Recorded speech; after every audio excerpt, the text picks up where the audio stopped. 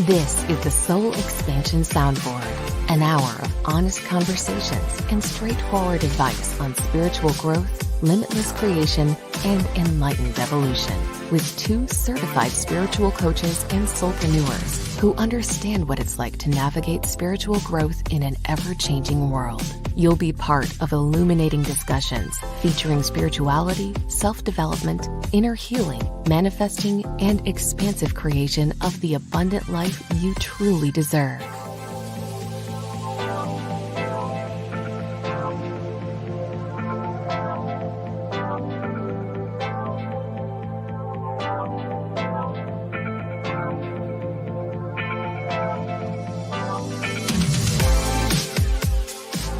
Now, here are your hosts, Roz Kincaid and Julian Roz. Hello. I'm Julian Roz, ICF certified spiritual life coach and human design specialist and founder of Priest of Inanna. And with me is my lovely co-host, Roz Kincaid. Hey, everybody. How's it going? Happy New Year. I am your host, Roz Kincaid. I am your intuitive soul empowerment coach, and I support Black women and all women of color to step in their empowerment so that y'all can have some peace in your life and some balance. That sounds wonderful. It is. So we have an exciting topic to talk about today. We're talking about taking stock. And of course, it's 2023, it's a new year. And the natural thing in this month is to kind of look back at the past year, look back on the things that didn't go well, the things that we said and we wished we hadn't said, the interactions that we had with other people where maybe we've attached some assumptions to why other people were doing the things that they were doing that were pissing us off. So today we're just going to talk about taking stock and how do we really take stock in a way that maximizes the benefit to us and allows us to move forward with a lot more peace and joy and empower, because taking stock should be an empowering process, not one that beats us down. So yep. Roz, what you got? What you just said, taking stock should be an empowering process. And I was thinking about this on the drive to pick up my doggy from grooming, is that we get stuck a lot in what didn't go well, who shit on me last year, how I failed, who didn't support me and what I didn't get done and how fat I was or whatever the case may be. But I think that let's do it different this year, y'all. Let's do it different this year, and let's look at what went well. Like Julian and I both come from IT backgrounds where we huddle every 15 minutes every day. And, we go through these ceremonies in the agile process and we look at what went well, what can we do better going forward. And that's how I think that's how we can take a better approach to taking stock is doing that, is looking at what went well, what was good, what small win, big win, whatever size win did you experience, not just over the course of 2022, but just over the course of maybe the last 3 to 5 years. Like, you ain't got to go back, and not least right now, and relive childhood and I had childhood, it was so good and so great. But let's bring this into the present as much as we can and look at how well we're doing. Let's celebrate the fact that we are alive and well and doing well right now in this moment. We got breath in our body. We have a means to put food on our table, clothes on our ass, and we can watch reality TV. How about that? At least for me, that's a win.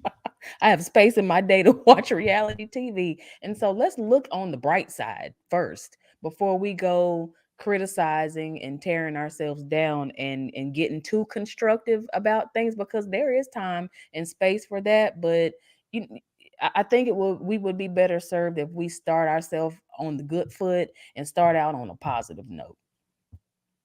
Yeah, Yeah, absolutely. I agree. I think for me though, what comes up in that is I think it's a great approach, and I definitely try to do that to look at what went well. What's working right in my life, right?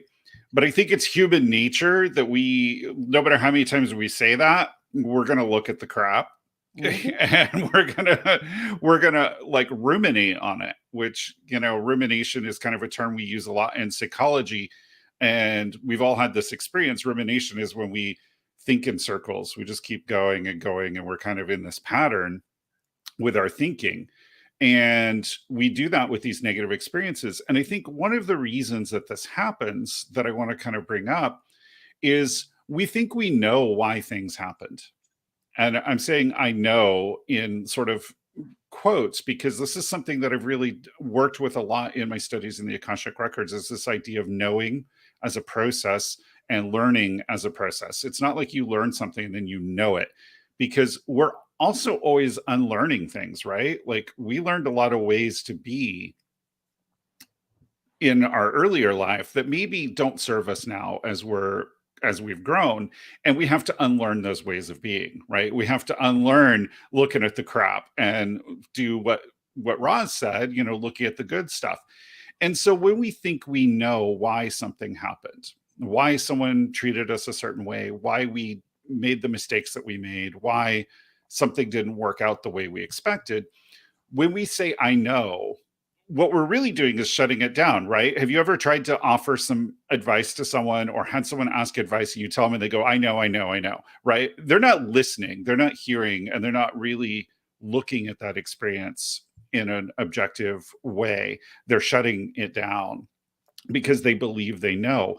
And so if we can approach it with beginner's mind, with the idea of I'm still learning, and knowing is a process, and release the idea that we know why something happened and be open to learning from the experience, we look at it with a fresh perspective and a different set of eyes, and we get something very different out of it. Hmm. Hmm. Yeah, I can definitely feel where you're coming from with looking at it from a beginner's eye. And when you say beginner, I hear it as a student.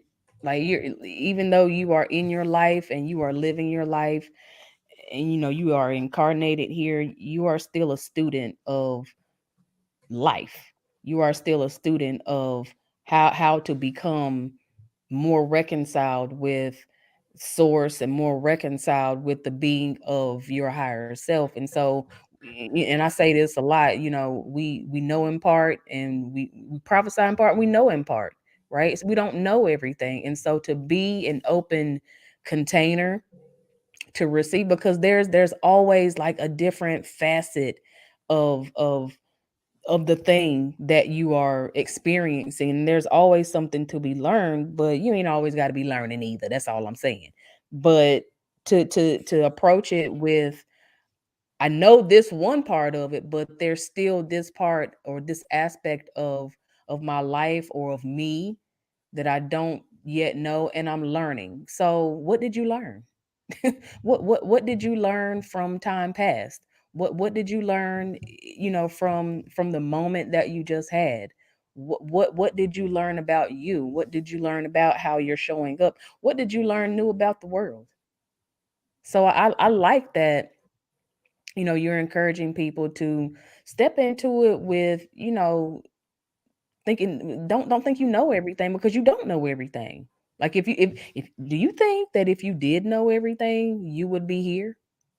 You would still be triggered, you would still be bothered, you would still have things to kind of like tweak.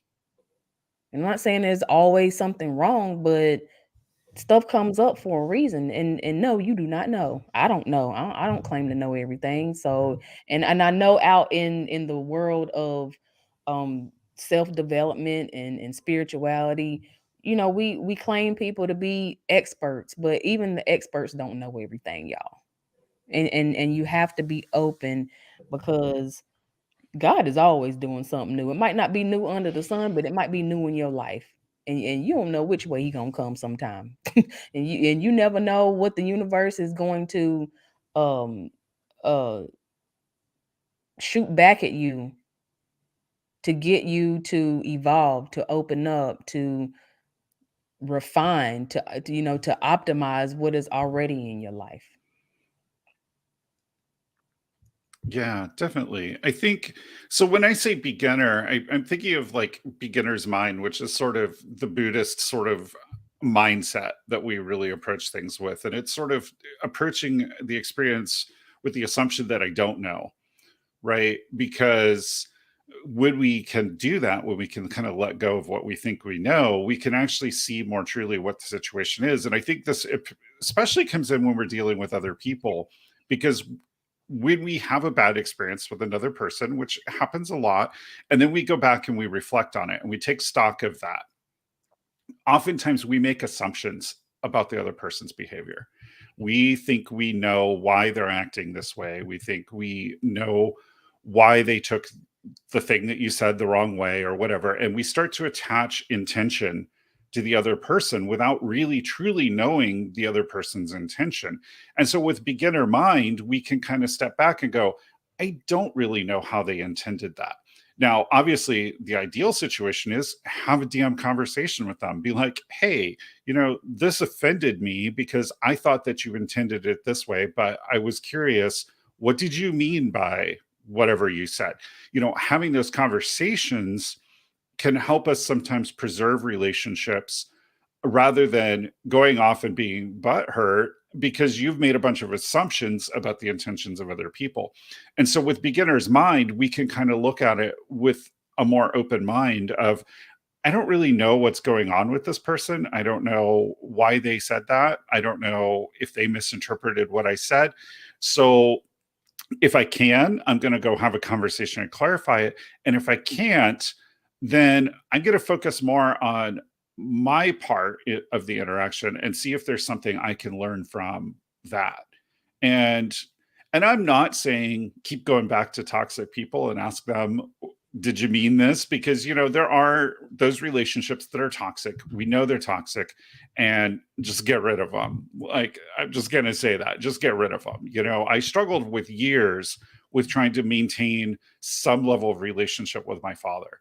And it's a toxic relationship for me. I know it's a toxic relationship for me. And I've struggled with years with trying to feeling some obligation that because he's my father, I need to maintain some type of contact.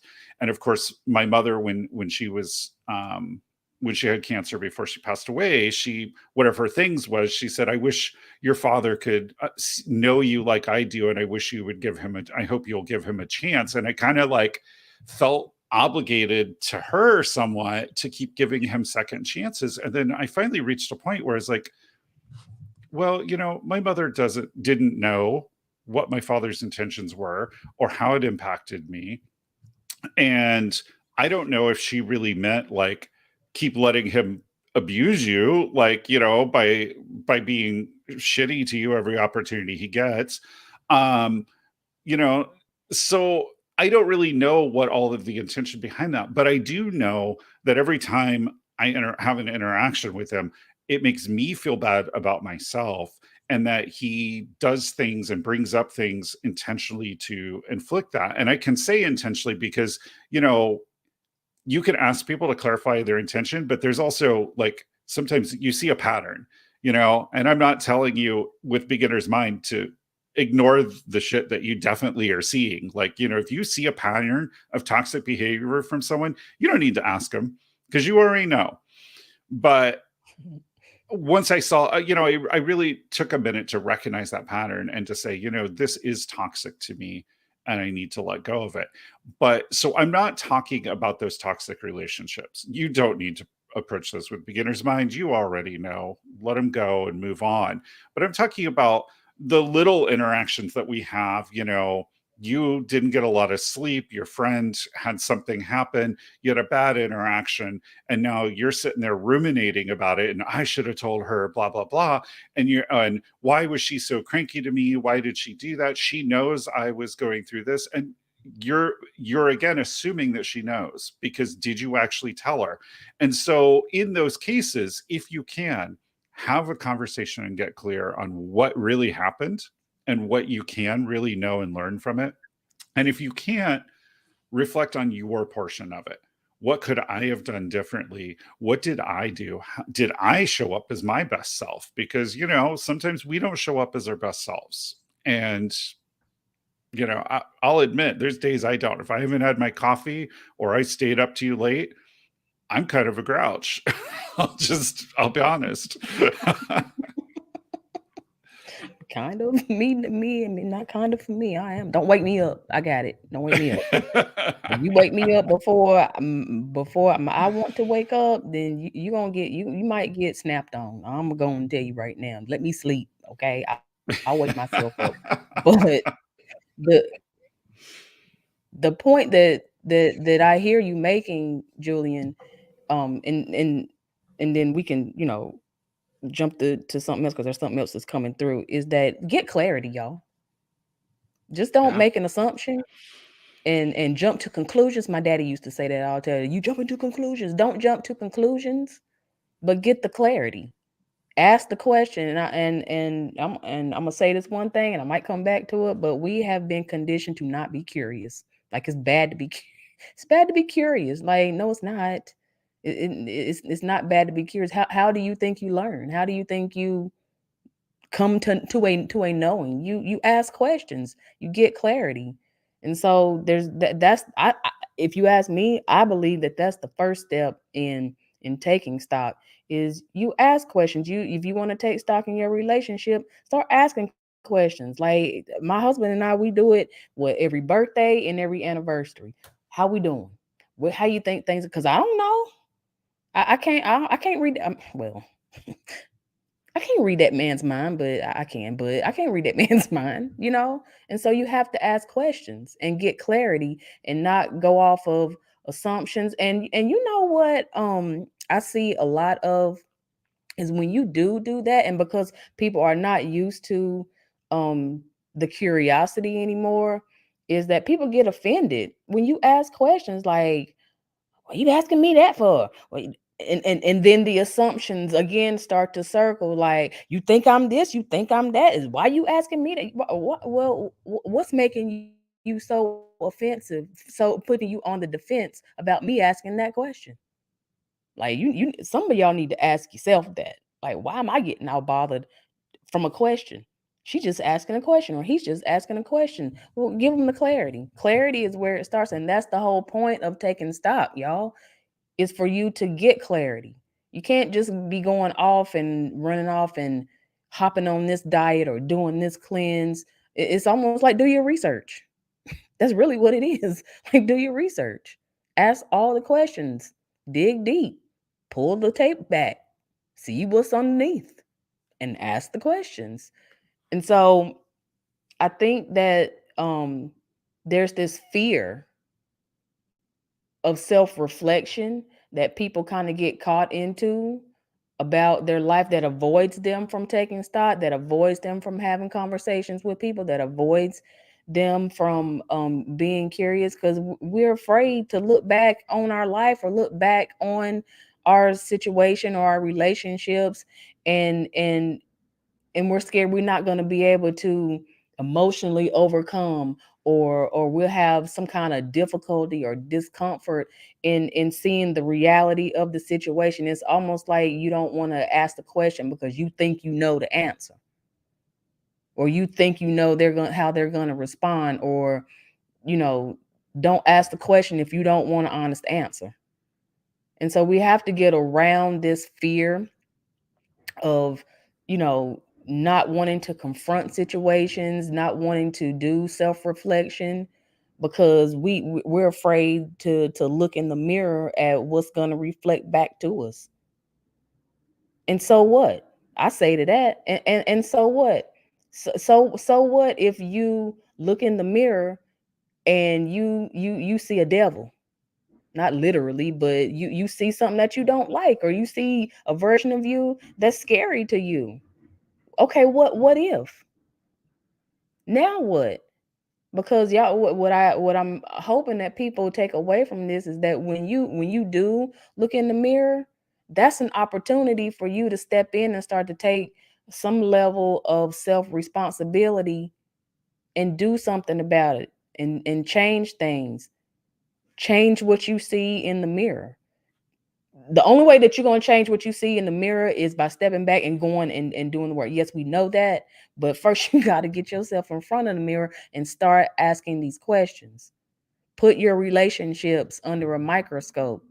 See it for what it is, not just for what you see on the surface.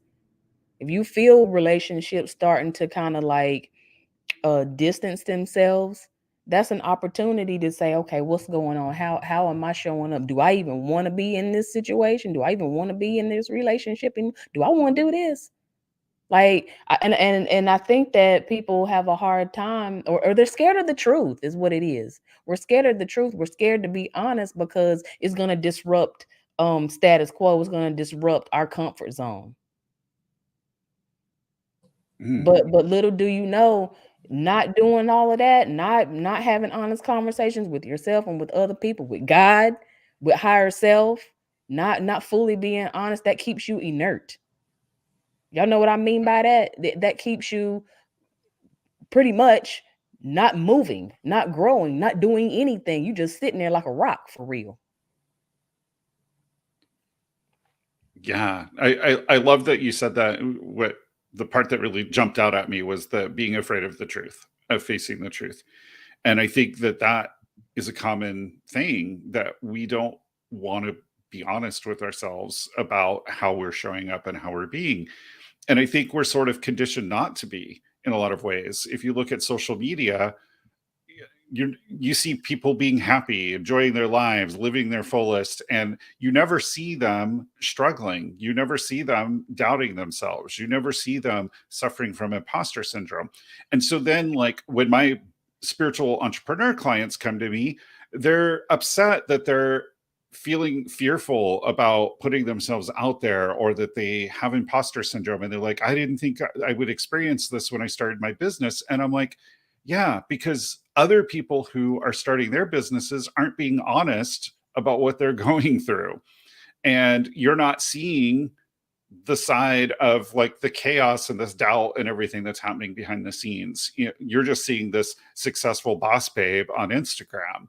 And so you're only seeing part of the picture as well. And so then we think we have to measure up to that.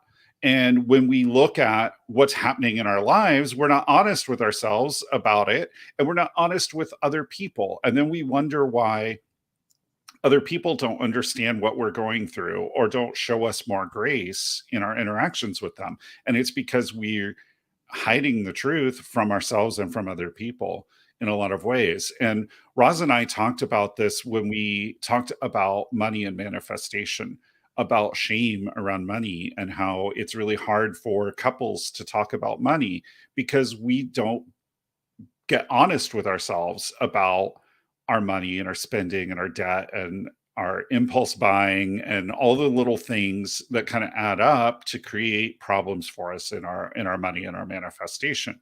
So this idea of not being truthful out to ourselves and to other people, and not facing the truth when we see it, is really important. One of the spiritual practices that I do every day, I do it in the Akashic records, but you don't have to be an Akashic record reader to do this. You can just journal on it. Ask yourself, what is my truth today?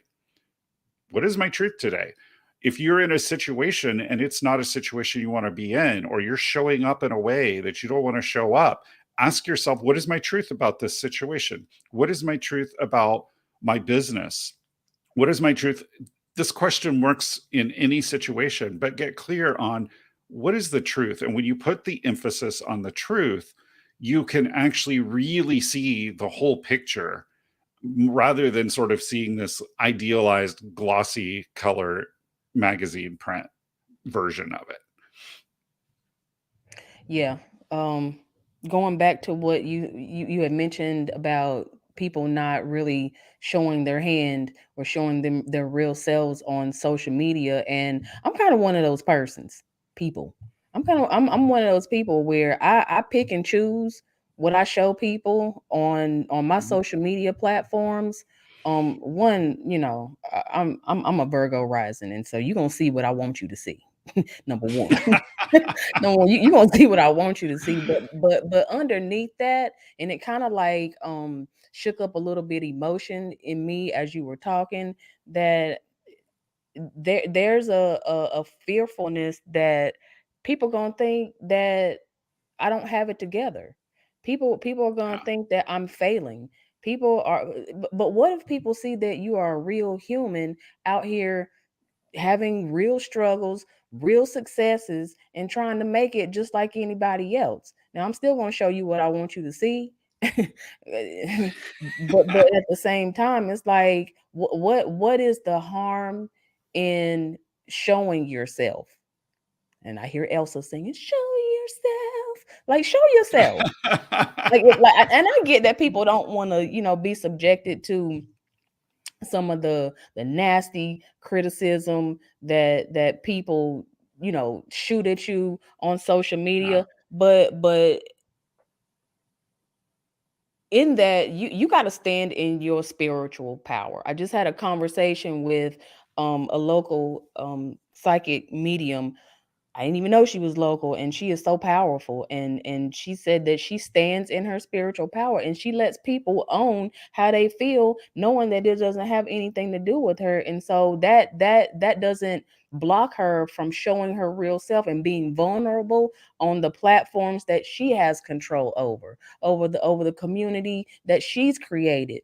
Like, that's really how you create tribe and community and connectivity amongst each other, is being real and being vulnerable and being authentic. Now, I still don't all the way agree. Like, I don't need to see you crying all the time, but I can see the value in people seeing part of your life, or you sharing part of your life and showing that you're a real human, and you not, you know, working in your business or working your job 24/7. Like, I get that people want to see that I'm a mom, and I struggle with a very rebellious, energetic Aquarius child who reflects back to me all the wounds that I have open in me, and I have to go sit in the corner and cry. As strong as y'all think I look, yes, I go sit in the corner and cry, but there's no harm really, because the people that want to support you are going to see that and hold space for you and help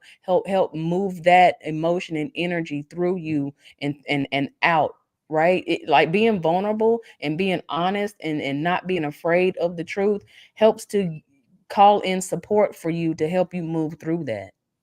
So you don't have to be afraid of people picking at you, people pointing fingers at you, somebody talking shit about you, saying that you're weak, calling you all of these names and all of this stuff. Like, there's nothing wrong with that, because look at how holding all of that in and gatekeeping all of that and covering that up. Look how that has served you up to this point.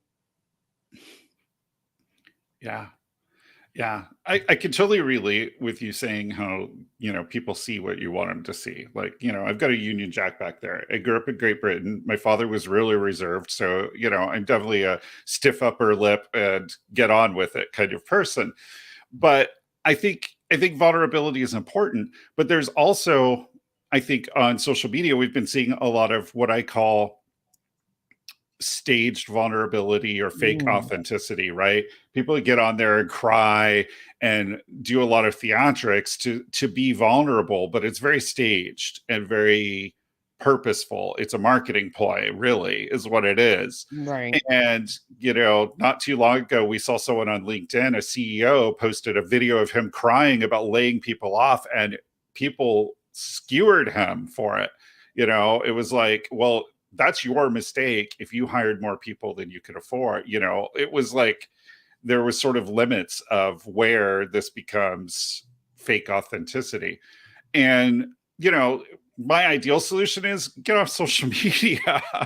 But I know that some of us feel like we need to be there for our businesses. And I actually just had a conversation with someone about how you don't need social media to market your business. There's lots of ways you can market your business. I happen to use social media, but my favorite way to market my business is I like to write and blog.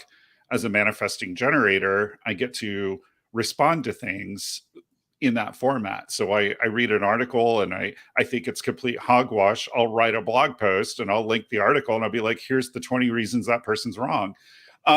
So, and I can kind of respond to things in that way. But fake authenticity, we need to get away from. I think also Roz made a really good point about safe places and safe spaces to be vulnerable. I do a lot of work with gay and bisexual men through my queer spirituality website. And we talk a lot about safe spaces, about having safe spaces to be who you really are authentically. And so ideally, I don't like to use the word tribe because I feel like it's appropriating indigenous people, especially as a white person. So I like to talk about kin. And kin usually refers to like your blood relatives and your extended like relations, right? And so kin to me is this really powerful concept because so many people, not just LGBTQ people, have family relationships that are toxic. And so they often adopt chosen families. They find friends and people who are like their siblings, like their family, that become family to them. And so this idea of kin to me really speaks to that. And so if you don't have that, if you haven't found your community, if you haven't found your people, if you're not part of, if you haven't found your sacred kin, go find that, because those are the people where you should be safe to be vulnerable, to really take stock of the past and admit all the times that you messed up, to admit that, hey, I have a gambling problem. I'm spending my whole paycheck on lottery tickets. To admit, admit all the things. Admit, hey, I'm doing my best, but I'm afraid I'm a bad parent. All of these things that we hold in, and we, sort of our secret shame that we like hold on to. And we're always so afraid that someone's going to find us out, which is why when people say things that may be completely innocent, we fly off the handle and escalate a situation because we think they somehow saw our secret shame and were calling us out. And our tribe, our kin, whatever your word is, for me, it's kin, find that group where those people know what you're going through, where you feel safe to be honest about who you are and what you're experiencing. And so that when you have interactions with those people, there's not this element of like, have they seen my secret? Are they calling me out? And you can just have those honest conversations about what's happened in your life, where you've made mistakes, and what your hopes for the future are of who you want to be and how you want to show up. So here's my thought around that, is that because life is so social media focused, I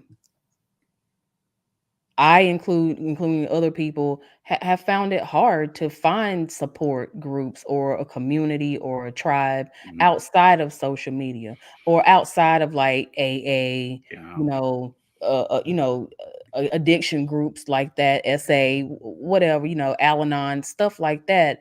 And so that's one of the things that kind of propelled me to like really focus in on I don't want to call my target audience, but my tribe, Black women and other women of color. Because when you do go out to, and I'm sure, well, I don't know, because I'm not in the LGBT community, so I don't want to make an assumption that I know, what it's like for y'all out there. But I can only speak from my position, my perspective as a Black woman and a woman of color, that when I do go out to social media, I don't see a lot of us out there in this industry or in this way talking about these type of things. Like I really had to like search, and like now they're starting to pop up, because when you got the algorithm like watching you and tracking you. But what happens when social media goes down again and we don't have social media again? Where do we as people of color and women of color go to look and create and find that sense of community, right? And so what the answer that appeared to me is like, girl, create your own. Create Yeah. your own community. Start within your family. Start with who your people, who your kinfolk know. Start making friends and stop closing yourself off so that you can be open to receive people and read energy and discern who has things in common with you that can be a part of this community that you want to create. Like I get social media is a lot, man, and it's like always in your face and it's addictive, really. And I would encourage people to take a consumption break at some point from social media. Y'all doing this dry January shit, but you need to include social media in that, and go Yeah. create your tribe and go find your tribe, because we have lost the art of connecting. We Yes. have really Amen. lost the art of connecting. And take stock of that. Yeah. Take stock and take personal responsibility for that. In that, how am I contributing to a system that is disconnecting us and not bringing us together? Like I know that we are out there. I know that there are communities and kinfolk and tribes out there that support LGBTQ uh, uh, people and support Black people and women of color. They're out there, but they all of them are not on social media. And you really do got to go do your legwork and start opening up your mouth and asking people and stop playing this shy guy shit and start connecting with people. Start connecting with people. Go. And for me, it starts with um. I do it through my child. She's involved in gymnastics, and I have other children in my family who are involved in sports. And to just lean over to a mom or a dad that you have never met before while you're watching your child practice. Say, is what class is your daughter in? And that opens up a whole conversation, and you build a connection with people. Like we really got to get back to like the old fashioned way of connecting with people and just saying, hey, Yes. how you do, Yes. entering the room. Like, that's respect. Where I come from North Carolina, from the deep woods of North Carolina, when you walk into a room, you say hey to people. When you sit down next to somebody, you say hey to people. People don't even fucking say excuse me anymore. Like, what is that? Yeah. Yeah. Yeah, absolutely. So yes to all of what you said. I think if you're saying I can't find my people, put the damn phone down, go out and like wander. Like can't happen online solely, because it's just not the same experience. You need to go talk to physical, real people. So I'm a pagan and I've been a practicing witch for 32 years.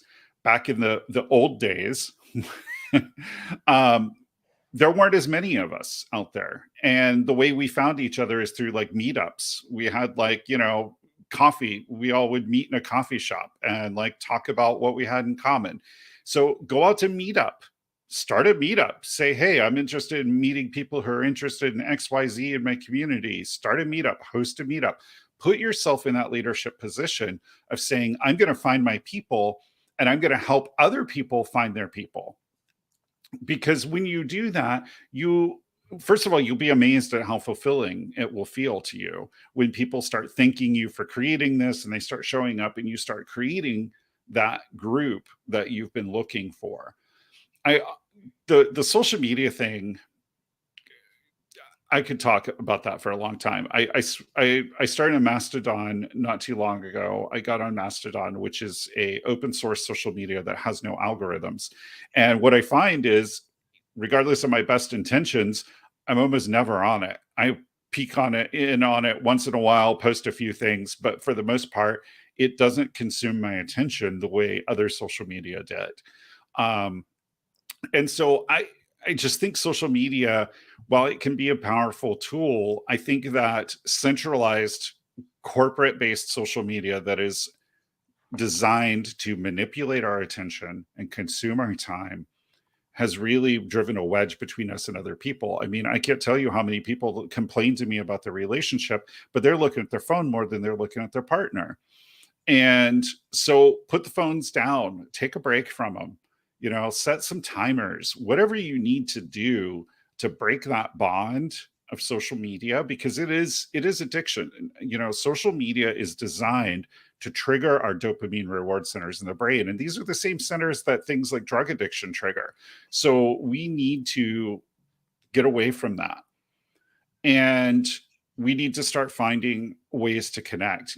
As a business owner, I've struggled in my business in the past with social media and trying to get people to interact and engage with me and do more than just drive by, like my stuff, right? And I got the most traction in my business when I got off social media and started teaching in-person classes, when I started going out in my local community and talking to people, when I started networking with other spiritual entrepreneurs in my area. That's when my business started to get traction, not when I was hitting social media constantly, when I was, trying to be on there every day and, gaming the algorithm. And what I was a slave to the algorithm and a slave to corporate interests. And as soon as I decided to take control of that back and go out and take my magic to the world, right, rather than waiting for people to come to me, it changed things. And it's the same way with building your kin and your group and your community, is stop waiting for them to find you and go find them. But don't do it on social media. Go do it in person, where you can connect and be live to live, be in real-time space with another person. Because there's social media, your friends on social media can't give you a hug when the shit really hits the fan, but your real life people can. And so go find those people, because it's going to be so much more rewarding. That part. That part. You are probably the second person that has mentioned to me about Meetup. And I used to do Meetup a long time ago, but I was doing it for the wrong reasons. I feel, well, maybe they were for the right reasons at that time, but then it became like, I don't know, it just died. And you make a good point about, like, let's reconnect. Like, go find your people can't give you a hug through Zoom. I tried it. It don't really feel the same, but you can't hug a computer. But what you can do is you can go connect with somebody in the grocery store. Like, first of all, let's tie this back into taking stock. Who is in your circle?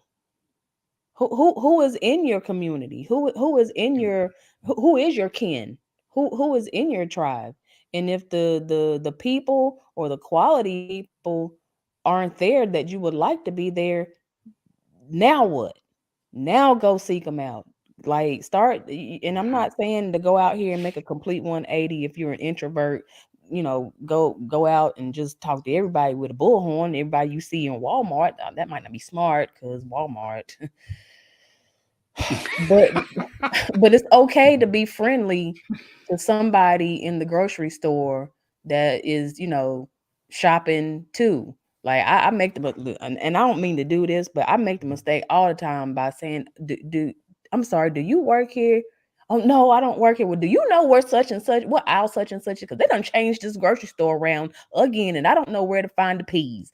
Oh, girl, like, just open up. Like, we have to stop being so closed off and take inventory of how open you're being and how closed off you're being, and start taking some responsibility for that, and just, get out there. And that and I'm going to hear this back, I know, because I often do, and Spirit has a way of reminding me of what I said and holding my feet to the fire. I'm going to hear this again, and I'm going to be challenged to start going out and spending most of my day.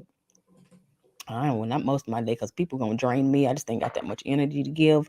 I have to reserve it, a little bit of it, but start spending some time going out and meeting with people and talking with people, and just connecting. We've lost the essence and the beauty of connection, and we think that we're gonna be able to do it through a computer or a robot that's pairing us with people randomly or not randomly. Like, it doesn't work like that. Like, take the control back over your life about who is in your life, and stop letting the robot do it for you, or stop letting um you know Social media platforms do it for you. Yes, Meetup is a great place to start, but I would caution you to and say, like, don't go to a meetup, or don't jump on a meetup first where people are meeting virtually.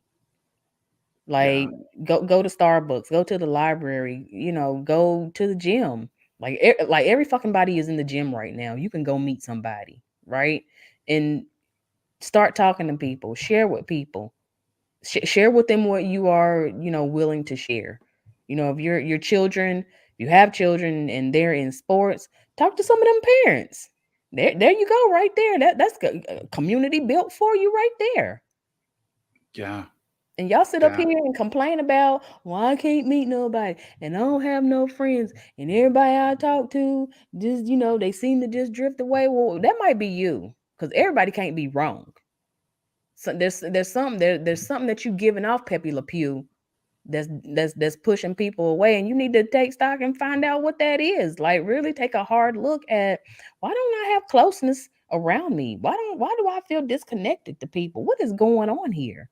What could I possibly be doing or not doing that's causing me to feel so lonely? Yeah. Yeah. I think if you couple of things that you said really stood out to me. First of all, if you're trying to create your tribe or your kin or your group or whatever you call it, and you're not willing to put into the work to maintain those relationships, because it's a two-way street. Just because you meet someone, don't expect them to always be the one to call you or to text you. Because I have those friends, who never make any time or effort for you, but then they'll text you, be like, I miss you. And it's like, well, I've been here. I've been Yeah, here. I didn't I'm here. move. I've been right here. So you have to realize that the relationships do take effort. They do take work. And if you're not willing to put in that effort to do that work, then of course you're going to push people away. They're going to sort of wander away. Getting back to the idea of taking stock, as Roz was saying about taking stock of who's in your circle, also take stock of how approachable you are, right? Because, okay, you're an introvert, or you're saying, I'm open to growing my group and finding my people. And then people talk to you like randomly in public and you like brush them off, or you're totally unapproachable. Like, that's not going to work. That's not going to get you what you want. So really take stock of, am I an approachable person? Do I like people? And if the answer is no, then maybe examine that a little bit. What is it about you that you don't like people? And yes, people can be difficult, they can be messy, they can be inconvenient, all of those things. But ultimately, I believe that our spiritual work is to be, is to love humanity, to be part of our collective, and to love each other. We're all made of the same stuff. We're all connected. We're all one. We're all part of all that is. And our job should be to embrace that and to have compassion and love for each other. And yeah, there are some people that are going to challenge that, and there are people that, maybe you say, well, I love them, but I can't have them in my life. And that's okay. But if you don't like people and you're not approachable, and if someone says hi to you or starts up a conversation in the grocery store, and you're thinking to yourself, what the hell's their problem? That weirdo talking to me, like, that's something you got to shift. Or yeah, you're going to be lonely, because you've got to start somewhere with making those connections. And the universe works in weird ways. You could be going to meetups all the time and not meeting the right people, and that person standing behind you in the grocery line could say hello, and that could be the beginning of a lifelong friendship. You never know where it's going to come.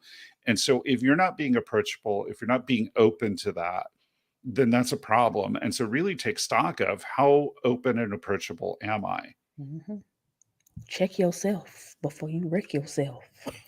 Yes. Really, really is what you're saying. Check Yes. yourself. Don't be checking for other Yeah. people. Check you. What about you? It's you. You need to see about you first. Yeah. Anyway, y'all, before we wrap, I want to give you some 4 tips on how you can start. We talked about a lot of stuff, but how you can start taking stock of your life. One, start off on the good foot. Start making a list of your successes and your achievements. Start with the small Yes. ones. Celebrate the big ones. Celebrate all of them. I don't care how big they are, but like, start start to make a list that you can get in front of you and see like how well you've done and how far you've come. Second, start to identify those areas where you want to improve, not where you want to go fix somebody, but where you want to improve any area of your life, and start to focus on those and start to make some intentions and some goals around those. Third, reach out for some help. Like nobody can be doing this stuff alone. We just sat here and had this whole conversation about connectivity and connecting to people and creating community and tribe and connecting to your kin people. Reach out for help. Like a closed mouth don't get fed. Okay. And number four, you're going to have to take a pause for the cause and take some time to reflect. Allow yourself to reflect on what you've done and what you want to do and how you can help yourself get there and stay focused and motivated. Like take stock on what life means to you right now and not what somebody has told you or conditioned you to believe what life is supposed to be. Right? Yeah. Anything to add to that, Julian? I'd be curious, like approach the whole process with beginner's mind. Don't assume that you know the answer to it, to everything. Be curious and be open to asking, like, what could I have done different here? How could this have turned out differently?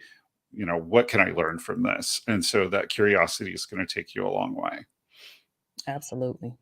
Curiosity. I don't care what they say, y'all. Curiosity did not kill the cat. That's a lie. That's a fable. Okay, that's a lie. Be curious. Always be curious about everything. So, if you would, if what we are talking about or what I've said specifically, resonates with you, and you are a woman of color, you're a Black woman, you're a South Asian woman, you are an Indigenous woman, and you are feeling drawn to me, I would encourage you to book a clarity and alignment call to get clear on your next steps. I do have a program to support you in being empowered and in, like I said in the beginning, in stepping into your power and taking your power back so that you can create balance and peace and joy and all those good things that you want in your life. And the first thing that we do in that program is take stock, because we need to know what's happening and what's going on, because without knowing what is happening, what's going on in your life, we cannot create a plan to move forward and move through and work through those things. So again, if you would like to work with me one-on-one, you can do that through my you can connect with me through my website and book a clarity call at www.rozkincaid. Also, this is a great time of the year to get an intuitive reading, to understand what is circling in your energy and to understand what is the repeatable habits and patterns going on in your life, and understand what energies you are connected to and what God and the universe and your spirit team has to say about your path forward and your life forward. So I am offering intuitive readings specifically for that. So again, all of that can be found on my website at www.rozkincaid.com. Great. Wonderful. So if the things that I said resonated with you, there's a couple ways you can work with me. And I want to kind of highlight a couple that I think are really relevant to the discussion we just had. So first of all, I work with spiritual entrepreneurs who want to break through their limitations and maximize their impact to change the world. So you can learn all about my spiritual business coaching at www.priestofinanna.com. I do offer a clarity call where we'll look at your business, we'll look at the areas that just aren't quite working for you, where you want to get, and then we'll come up with an action plan together to move you forward, which may even include one-on-one coaching. That's, completely up to you. I also am a human design specialist. And so if you're trying to find your right people, or you're trying to find, as you're reflecting, like the unique way that you want to do things and you want to show up in the world, a human design reading with me is a great opportunity to really get clear on the energetic design of your form and how you can build a life that supports your natural energy and your natural energy flows. And finally, I want to mention, because we talked a lot about tribe and community and finding your people. And so I also do spiritual coaching one-on-one and in groups with gay and bisexual men. You can find all of that at www.queerspirituality.net. Super easy to remember. And in particular, I want to highlight my Sacred Kinship program and process. I do these over weekend retreats and also over an online longer program. So there's different ways that you can do this. And Sacred Kinship is all about really getting in and finding your people in the LGBTQ community, releasing a lot of the expectation, blame, fears, and judgments that creates division in the community and leads to so many gay and bi men feeling lonely or like they don't have close, trusted friends. So go check that out at www.queerspirituality.net. Awesome. Thanks, Julian, for that. So, guys, that's all we have, or y'all, that's all we have for you today. Very, very, very powerful conversation. Be sure to check us out both on social media, on Facebook. You can see our check our Facebook pages and our YouTube pages for replays of this conversation. You can also go, Julian also is offering replays on his LinkedIn page. So if you need to go back and kind of take some notes and want to break down and chew through some of this, what we've talked about, we encourage you to go check out the replay and subscribe while you're there. Just don't be going to the page and just be looking, join, connect. Okay.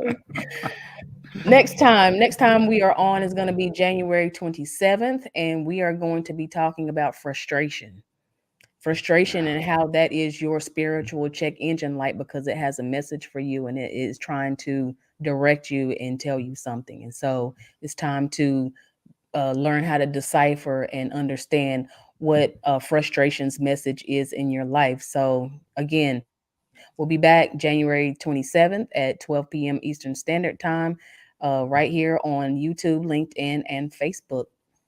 All right, y'all. So anything you want to say to close, Julian, or deuces? I just want to say happy Martin Luther King Jr. Day. I hope that your work gives you the day off so that you can celebrate, because it is an important time to celebrate and recognize. Absolutely. And it's an important time to reflect back too on Dr. King's mission and his message, and how you can pull that into your life and start to use what we talked about today about taking stock about where you are not liberated, where you are still oppressed. Look at that. Yeah. Take stock of that. All right, y'all. We'll see you next time, January 27th, 12 p.m. Eastern Standard Time. Thanks for joining us. Bye. Bye.